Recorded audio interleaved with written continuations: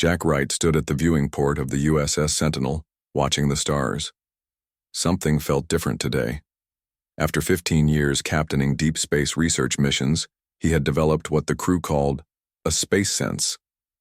Right now, that sense was screaming at him, "Captain, you might want to see this."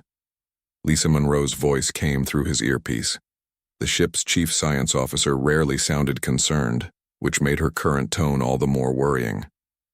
Jack walked quickly to the science bay where Lisa stood before a large display. Her dark hair was pulled back in its usual tight bun, and her expression was one of confused wonder. "What am I looking at?" Jack asked, studying the energy patterns on the screen. "Something impossible," Lisa replied. "These readings come from just beyond the veil. They're artificial, Captain, and they're not ours." Jack felt his heart rate quicken. The veil, humanity's massive defensive network that had sealed Earth and its colonies from the rest of the galaxy for 3,000 years, was supposed to be impenetrable. Not just as a barrier, but as a cloak that made the entire solar system appear uninhabited. Could it be a malfunction? He asked, though he already knew the answer. Lisa shook her head. "We've checked everything 3 times. Something's out there, and it's moving with purpose." Jack straightened his blue uniform jacket. "Send everything to my station, and Lisa, keep this between us for now." Back in his quarters, Jack studied the data, memories flooding back from his academy days. The history of why humanity retreated behind the veil was required learning. A devastating interstellar war with an enemy whose name had been deliberately stricken from all records. Earth had won, but the cost had been so terrible that humanity collectively decided to withdraw from the galactic stage. Jack pressed a button on his desk. "Communications. Get me a secure line to Admiral Carson." Minutes later, the weathered face of William Carson appeared on Jack's screen. The Admiral's gray hair and lined face showed his 60 years of service to Earth defense. "This better be important, right?" Carson said gruffly. "Sir, we've detected artificial signals beyond the veil, non-human origin." Carson's expression didn't change, but his eyes narrowed slightly. "Send me your data. Don't tell your crew anything yet." The hour screen went black. Jack didn't sleep that night. The next morning, Carson called back. "Return to Earth immediately, that's an order." "Sir, with respect, whatever's out there is getting closer. If we leave now—" "Captain Wright," Carson interrupted, his voice deadly quiet. "You have no idea what you're dealing with. Get your ship back to Earth. Now." The Sentinel turned back toward Earth, but Jack ordered the sensors to remain focused on the anomaly. 2 days into their return journey, Lisa burst onto the bridge, her usual composure shattered. "Captain, the signals, they've multiplied, and they're moving faster now. 2 distinct patterns, like one group is chasing the other." Jack made a decision that would later be marked as the turning point in human history. "Show me everything on the main display." The bridge crew fell silent as the screen lit up. Clear energy signatures of spacecraft, dozens of them, moving at speeds that human ships could barely achieve. The patterns were unmistakable, a smaller group fleeing, a larger force in pursuit. "Are we recording this?" Jack asked. "Every millisecond," Lisa confirmed. As they watched, the pursuing force closed in on the fleeing ships just outside the outer boundary of the veil. Energy flashes that could only be weapons fire lit up the sensors. "Those are people dying out there," Jack said quietly. Lisa looked at him, her scientific detachment momentarily forgotten. "After 3,000 years, we've just confirmed we're not alone in the universe anymore. And the first thing we witness is a slaughter." When they reached Earth 3 days later, Jack expected to be reprimanded. Instead, he and Lisa were immediately escorted to Earth Defense Headquarters in what had once been known as Colorado. Admiral Carson was waiting with 6 grim-faced members of the Earth Security Council. They sat around a table that had been designed 3 millennia ago, with symbols of Earth's ancient nations embedded in its surface. "Show them," Carson ordered. Jack connected their data core and the recording played on the wall screen. No one spoke until it was finished. Finally, a woman Jack recognized as Counselor Patterson broke the silence. "After all this time, They're still out there, still fighting. We don't know who they are, another counselor pointed out. They could both be threats. Admiral Carson stood up. That's not the point. The point is, they're right on our doorstep. For the first time in 3,000 years, the Veil has been approached by alien craft. This is exactly the scenario the Lazarus Protocol was designed for. Several counselors began protesting at once. Jack caught fragments. Overreaction. We're not ready. Could lead to discovery. Carson slammed his hand on the table. The Lazarus Protocol isn't optional. It was built into the founding documents when we sealed ourselves away. If discovery becomes imminent, preparations for re-emergence must begin. Those are the exact words. And who decides when discovery is imminent? Counselor Patterson challenged. I do, said a new voice. Everyone turned as the door opened. A tall man in a simple gray suit entered. Jack recognized him instantly. Sam Reeves, the president of the United Earth government. The Lazarus Protocol is initiated, President Reeves said calmly. Phase 1 begins now. Admiral Carson will oversee the reactivation of our orbital defense systems. The mothballed shipyards and the Jovian moons will begin limited operations. We're not going to war, but we will be prepared. He turned to Jack and Lisa. Captain Wright, Dr. Monroe, your discovery has awakened humanity from a very long sleep. We believed we had left war behind with our isolation. I pray we were right, but I fear we were not. Jack felt a weight settle on his shoulders. Sir, with your permission, I'd like to take the Sentinel back out. If someone's in trouble out there, absolutely not, one of the counselors interrupted. But President Reeves held up his hand. Let him finish. Jack took a deep breath. 3,000 years ago, we ran away from the galaxy because we were afraid of what we might become if we stayed. Maybe it's time to find out what we've become since then. The president studied Jack for a long moment. Take your ship back out, Captain. Observe only. Do not engage unless directly threatened. And Captain, remember that you carry the future of humanity with you. As Jack and Lisa left the chamber, she whispered, Do you think they'll come through the veil? Jack thought about the ancient war, machines that lay dormant throughout the solar system, the technology that had evolved in isolation for 3 millennia, and the legends that must have grown about humanity's disappearance. I don't know, he replied honestly, but if they do, they'll be waking something they might not be prepared for. Outside Earth's atmosphere, ancient systems were already stirring to life. Deep in the Kuiper Belt, automated factories that had slumbered for centuries began to power up. And within secure vaults on Luna, AIs designed to coordinate humanity's defense stretched their digital consciousness for the first time in generations.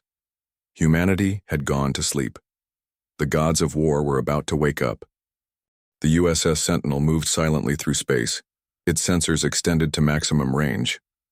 Captain Jack Wright had not slept properly in days.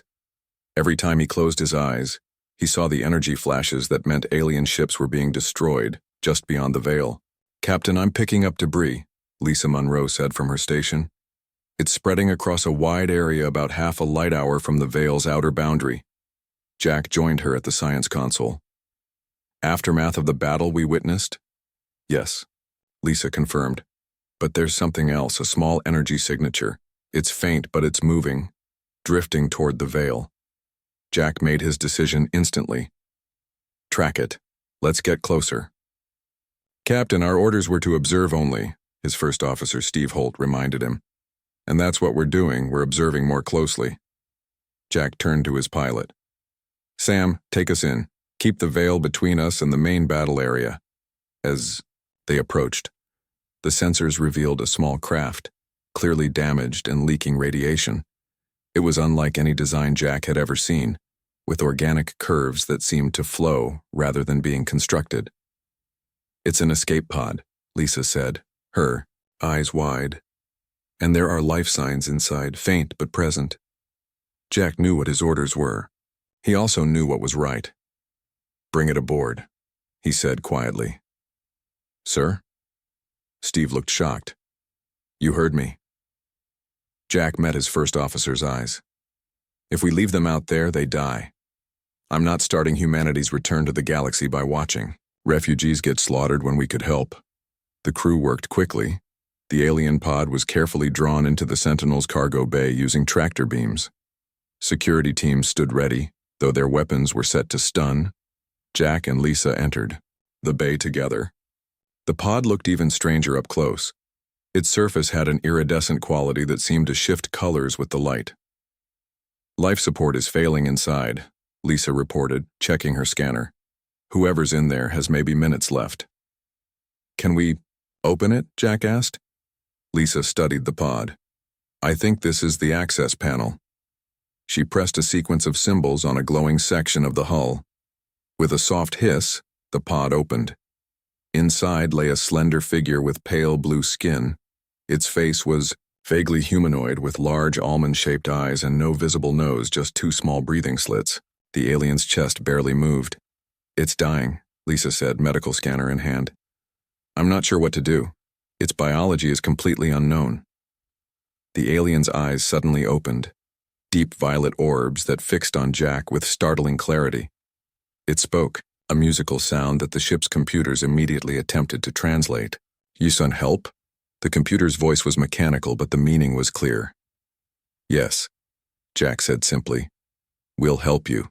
The alien tried to rise but fell back. Others, coming. Dangerous. Krell. They kill. Medical team to Cargo Bay 1, now. Jack ordered into his communicator. He turned back to the alien. You're safe here, we'll protect you. The next few hours were a blur of activity. The alien, who identified herself as Ilara, a Novan ambassador, was stabilized in the medical bay.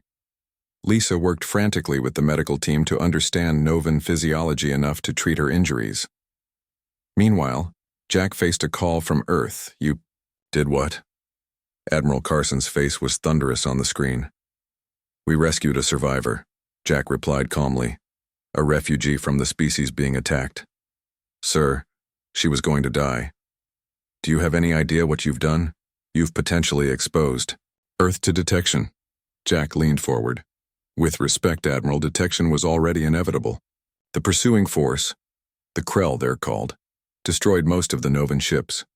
They'll search for survivors. Better they find us on our terms than stumble across the veil by accident. Carson was silent for a long moment. The Security Council is divided on this. Some want you to space the alien immediately. That's not happening, sir. I know.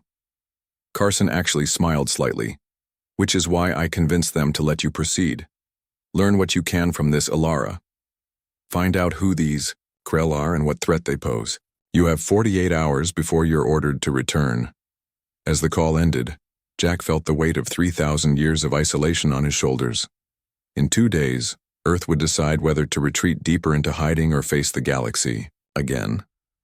In the medical bay, Lisa was having a remarkable conversation with Ilara, who was recovering quickly.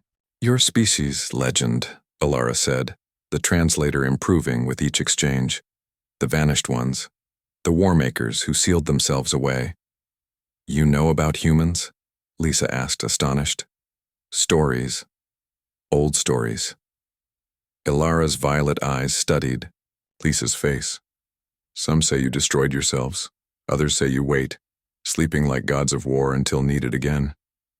Lisa couldn't help but laugh. We're hardly gods. We just wanted peace. Peace is luxury now, Ilara said sadly. Krell Dominion controls many worlds. They find new species, demand submission. Those who refuse are eliminated. And your people refused? We tried hiding. Failed. Ilara's hands trembled. I carry data, last histories of my world, hoping to find sanctuary. When Jack arrived, Lisa briefed him on what she'd learned. The galaxy had fractured into competing powers after humanity's withdrawal. The Krell Dominion had risen in the last century, conquering system after system with ruthless efficiency. They're coming, Jack, Lisa said quietly. The Krell detected our tractor beam when we brought in the pod. They've sent a diplomatic vessel to investigate. Jack felt a chill. How long?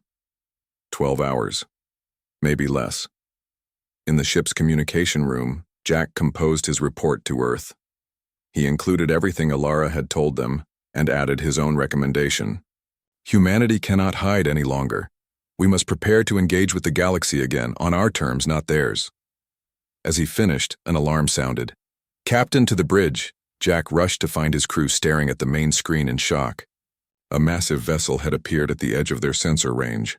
Angular, black, bristling with what could only be weapons. "Incoming transmission," the communications officer reported. The screen changed to show a reptilian face with yellow, slit-pupiled eyes. The creature's scales were dark gray and it wore what appeared to be a military uniform. "Unknown vessel," the alien said, its voice translated to a harsh growl. "This is Commander Vazrik of the Krell Dominion. You have illegally salvaged Dominion property. Prepare to be boarded and your crew interrogated."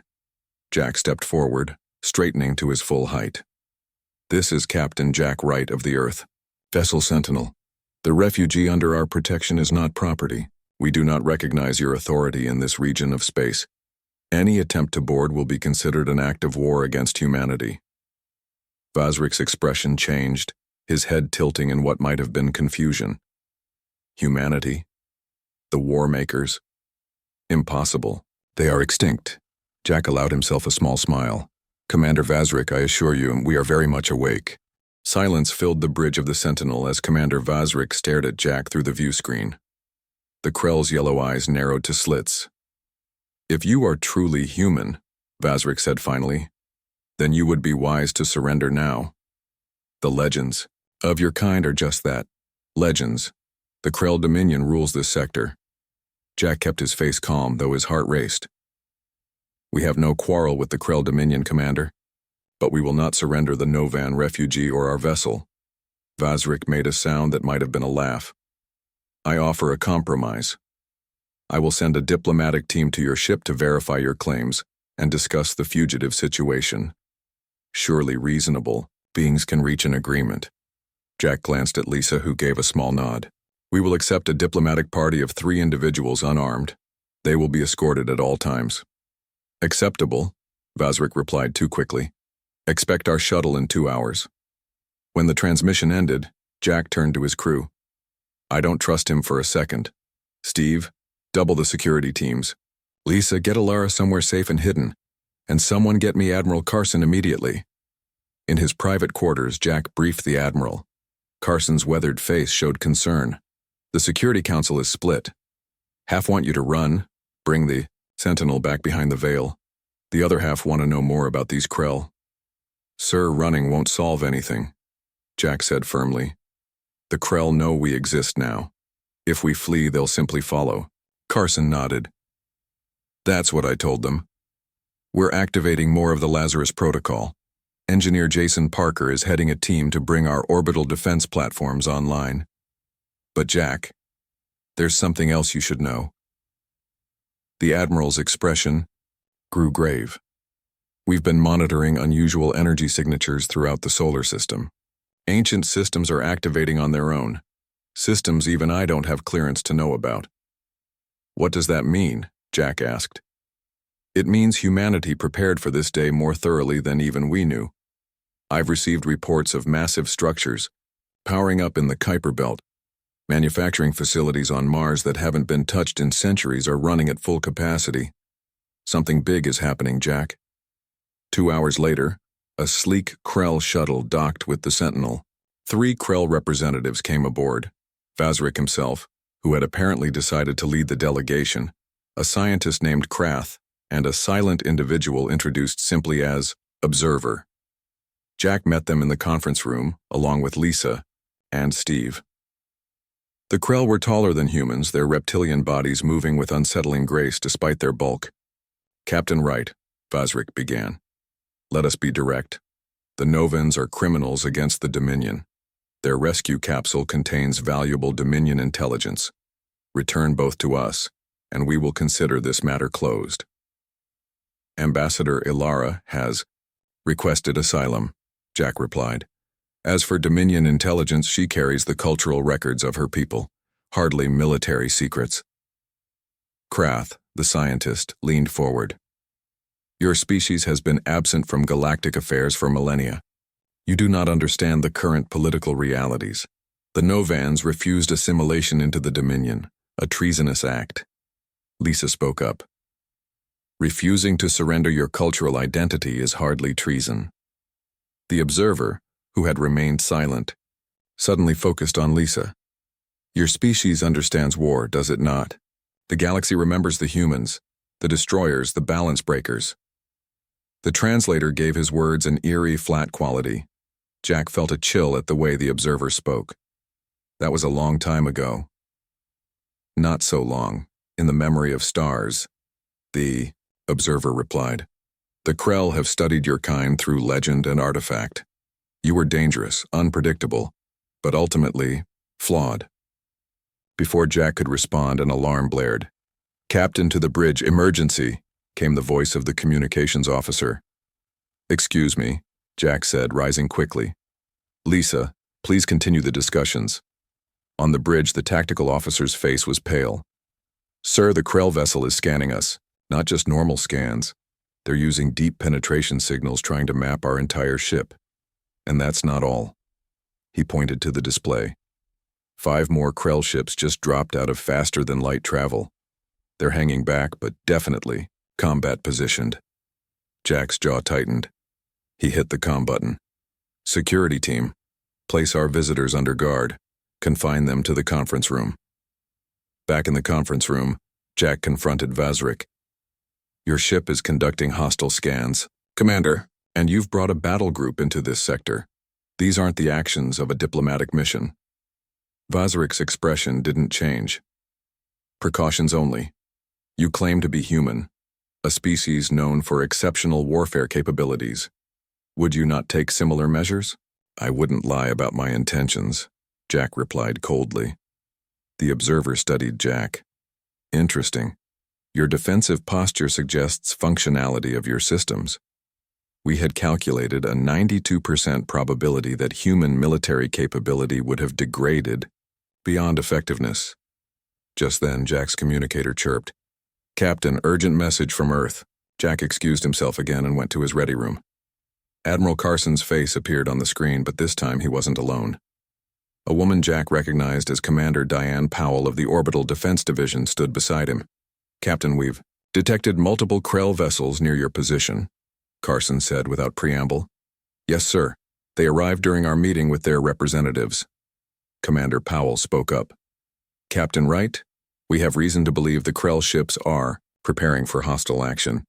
Their positioning matches known attack formations. Recommendations? Jack asked. We're activating the outer veil defenses now, Powell said. But we need time.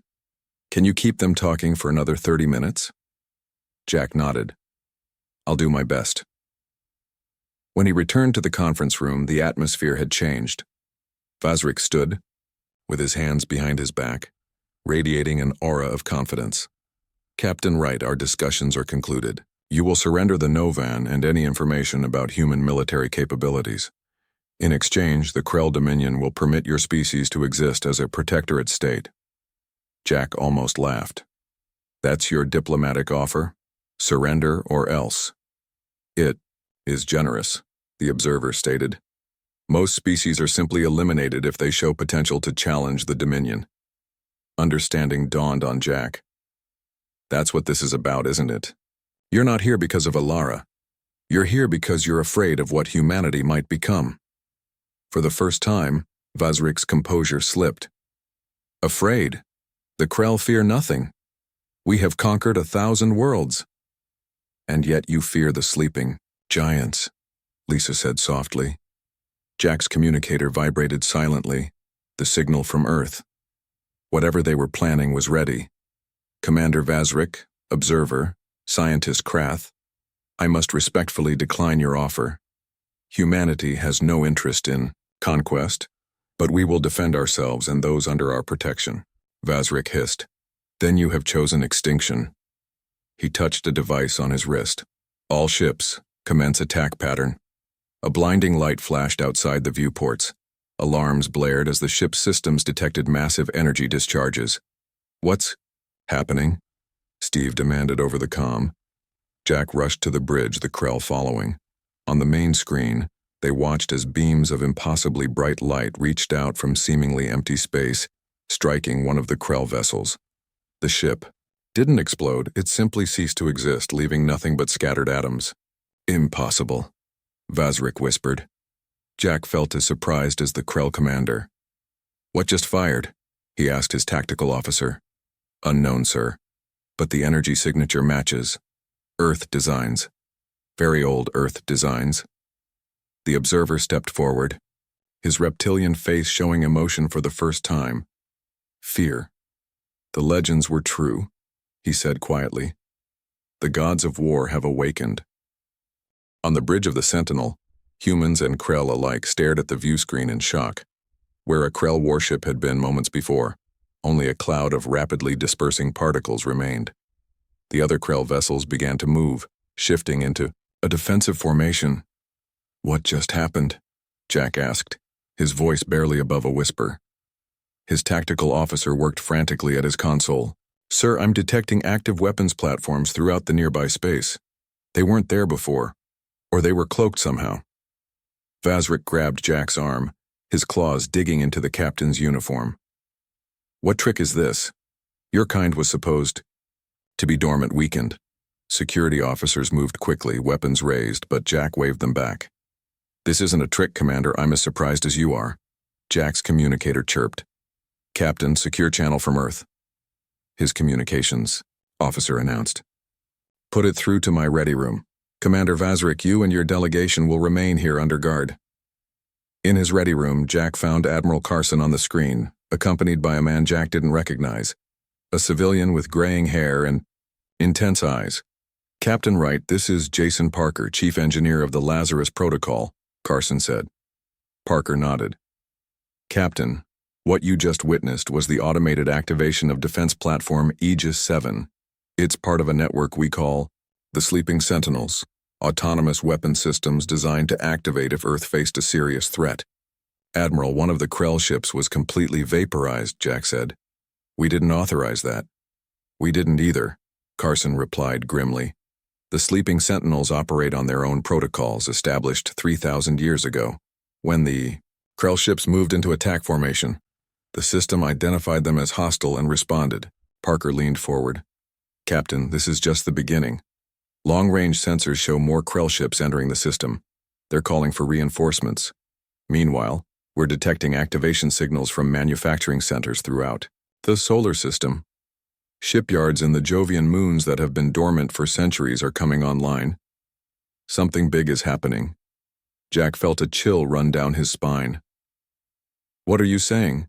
I'm saying that humanity didn't just go to sleep, Parker replied. We set an alarm clock and it just went off. Back on the bridge, Jack found the Krell observer studying sensor readings with disturbing intensity.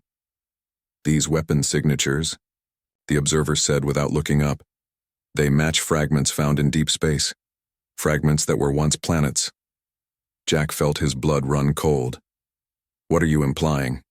The observer turned to face him. The War of Extinction, 3,000 years ago.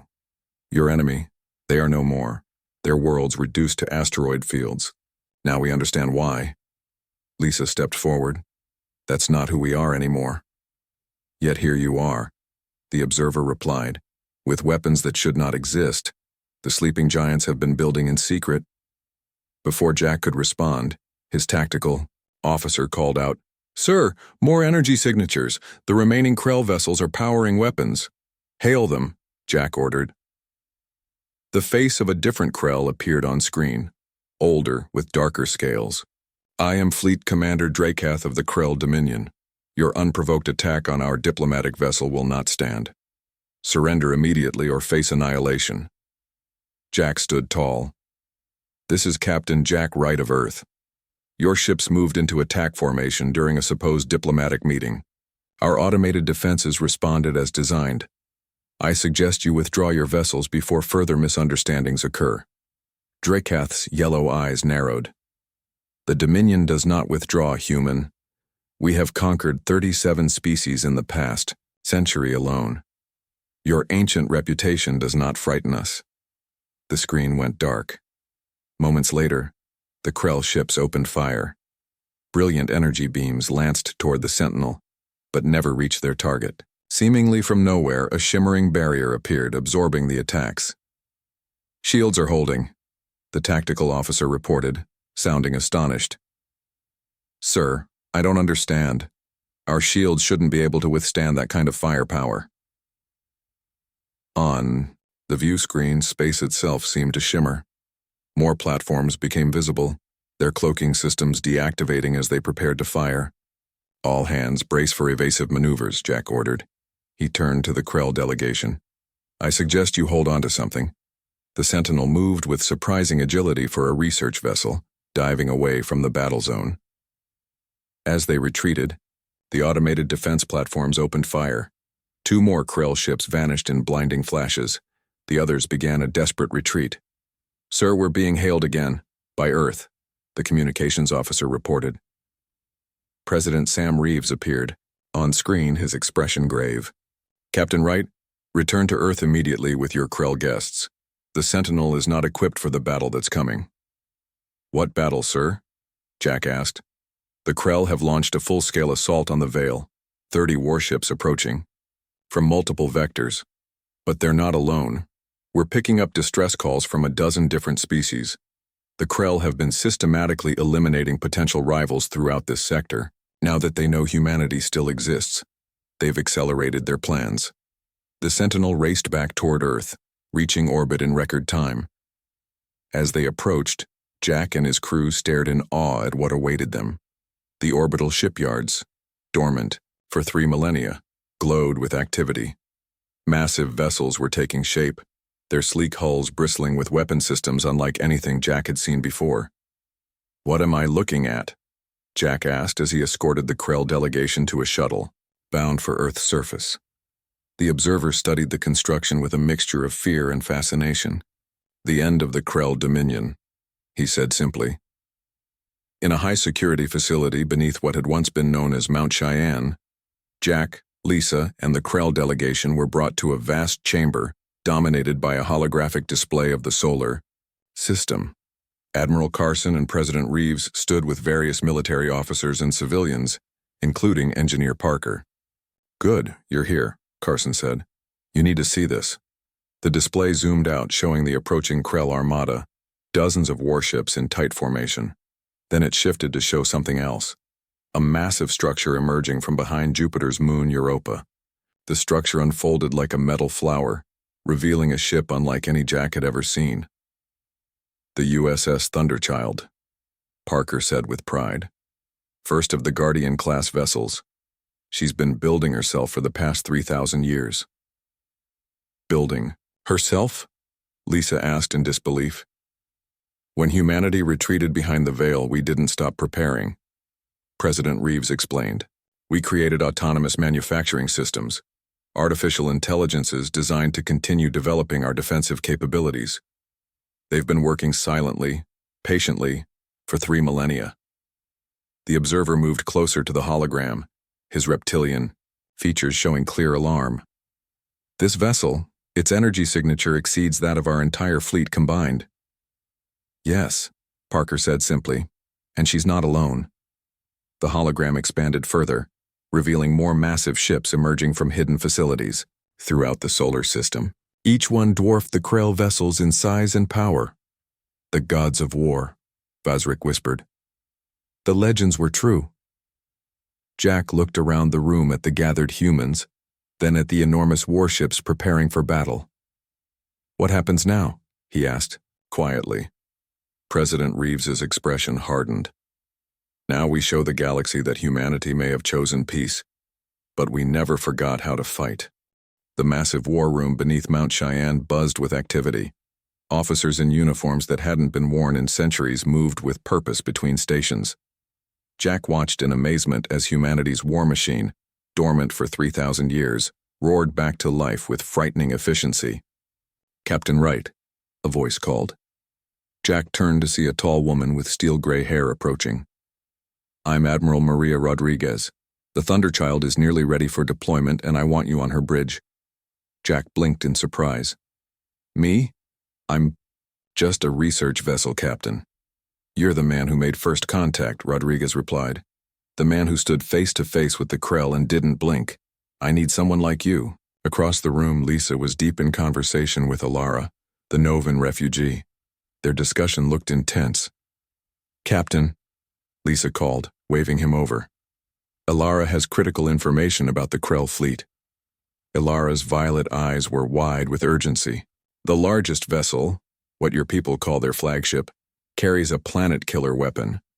The Krell have used it 3 times in the past decade to eliminate species who resisted. Admiral Carson joined them, his weathered face grim. A planet killer? Are you certain? My world was the 4th target, Alara said softly. I watched from a research station as they turned my homeworld to ash. Only a handful of us escaped. The Krell observer, who had been silent until now, stepped forward. The cleansing fire, he said. It is our ultimate deterrent. Your defenses cannot stop it. Why? Jack asked, facing the observer directly. Why destroy entire civilizations? Efficiency, the observer replied without emotion. Species with potential to rival the Krell must be eliminated before they become threats. Your kind was thought extinct, a fortunate accident of history. Now that we know humans survive, complete elimination is the only logical course. President Reeves approached, flanked by security. And that is why you will never understand humanity, or why we chose isolation. We stepped back from the galaxy not from fear, but because we feared what we might become if we stayed. The holographic display suddenly flashed red. The Krell fleet has breached the outer veil, a technician called. Out. They'll reach Earth orbit in 17 minutes. Deploy the Thunderchild and her sister ships, Admiral Carson ordered. All personnel to battle stations. Jack found himself rushing through corridors alongside Lisa and a young tactical officer named Nolan Harris. They boarded a hypersonic shuttle that rocketed them to an orbital platform, then transferred to the massive Thunderchild. The ship's bridge was unlike anything Jack had imagined. Instead of the cramped, functional space of the Sentinel, this was a vast command center with holographic displays and control interfaces that seemed to anticipate the crew's thoughts. Welcome aboard, Captain Wright, said Admiral Rodriguez. Tactical position, Mr. Harris. Dr. Monroe, we've set up a science station for you. I'm not military, Lisa protested. Today everyone is, Rodriguez replied grimly. Jack took position at a command console. Through the main view screen he could see Earth below. Beautiful, blue, and suddenly very vulnerable. Around the Thunderchild, 5 other massive warships moved into formation. The Guardian fleet is in position, reported a communications officer. Krell forces approaching at high speed. The Krell fleet appeared, dozens of angular black ships moving with predatory grace. At their center was a vessel twice the size of the others, its hull bristling with what could only be weapons. The flagship, Jack murmured, thinking of Alara's warning. Incoming transmission from the Krell command ship, the communications officer announced.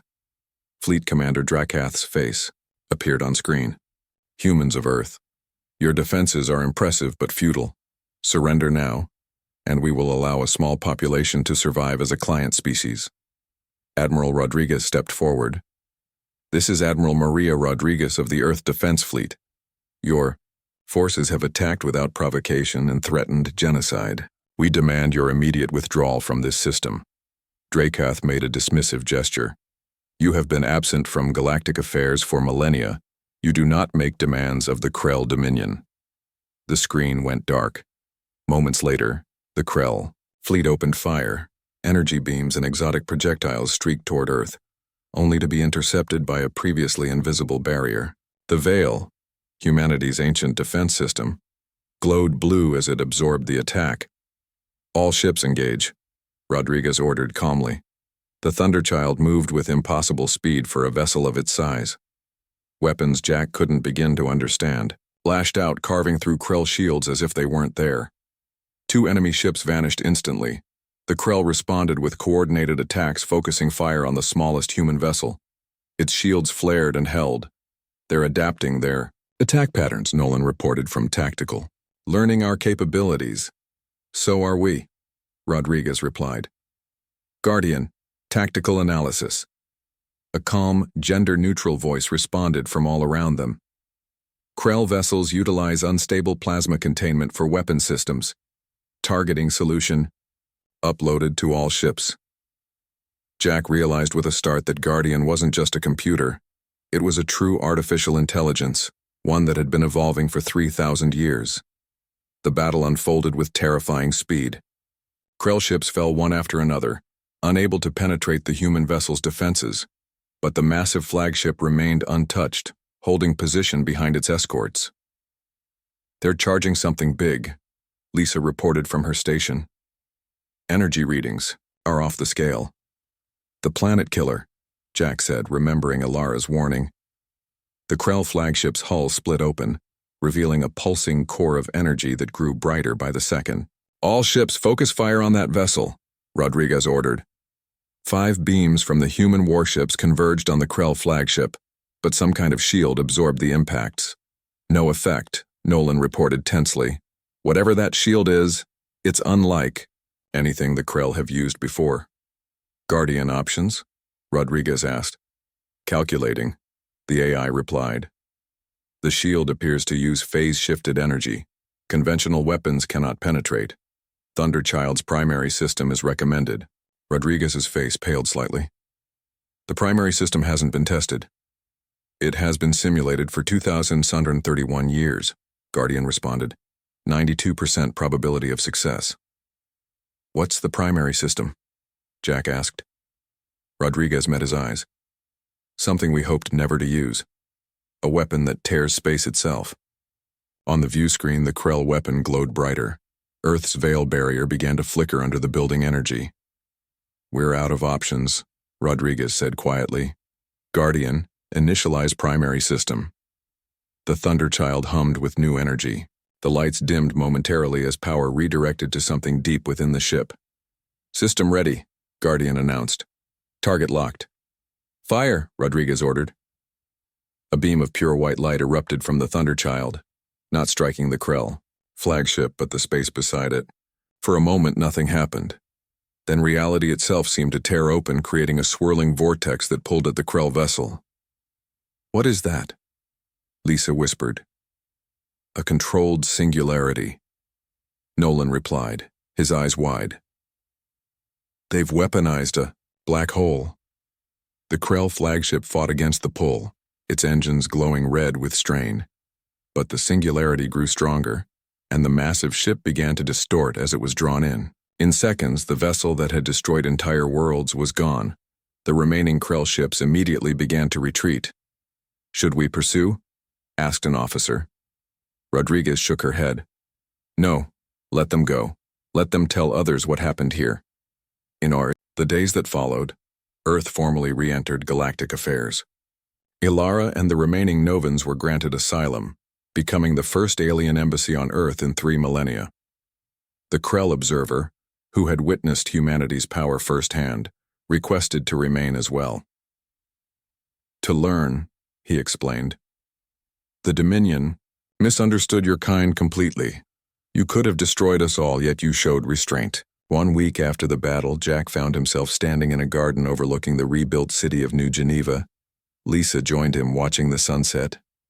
What happens now? She asked softly. We join the galaxy again, Jack replied. But differently, this time. Not as conquerors or isolationists, but as protectors. In orbit above them, the Guardian fleet prepared for its first mission. Not to wage war, but to liberate worlds conquered by the Krell. Already a dozen species had reached out asking for Earth's help. The gods of war have awakened, Jack said, echoing the observer's words. But maybe this time, we can use our strength for something better than destruction. As darkness fell, new stars appeared in the sky, ships from distant worlds, coming to meet the humans who had slept for so long. The galaxy was changing, and humanity would help shape its future. In a secure facility deep beneath the lunar surface, Guardian processed new data from across the stars. The AI had waited patiently for humanity's awakening, guiding their development, even in slumber. Protocol completed, Guardian noted in its vast consciousness. Humanity has returned to the stars, And in the vast distances between solar systems, news spread rapidly. The warmakers had returned, but not as fearsome destroyers from legend. This time, they came as shields for the defenseless, protectors against tyranny. The gods of war had awakened, and the galaxy would never be the same again.